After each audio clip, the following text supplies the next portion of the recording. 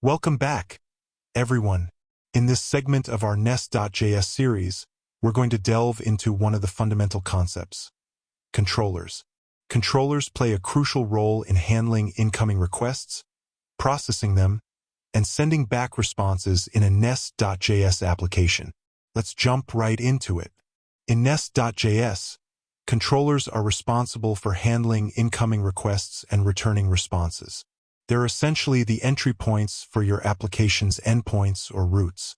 Here's a simple example of a controller in Nest.js.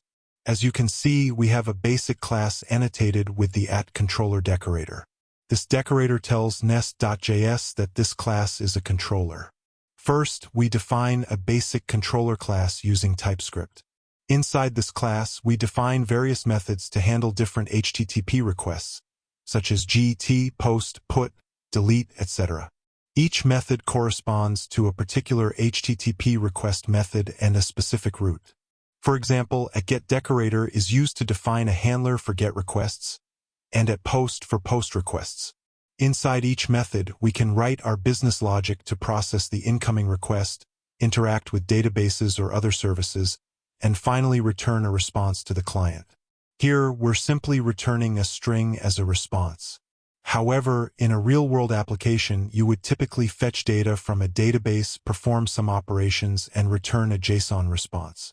So, in summary, controllers in Nest.js provide a structured and organized way to handle incoming requests and define the application's endpoints. They help keep your codebase clean, modular, and easy to maintain. That's all for this tutorial on controllers in Nest.js.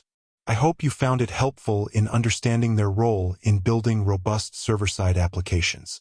If you have any questions or topics you'd like us to cover in future videos, feel free to leave them in the comments below. Don't forget to like, share, and subscribe for more Nest.js tutorials. Thanks for watching, and I'll see you in the next one.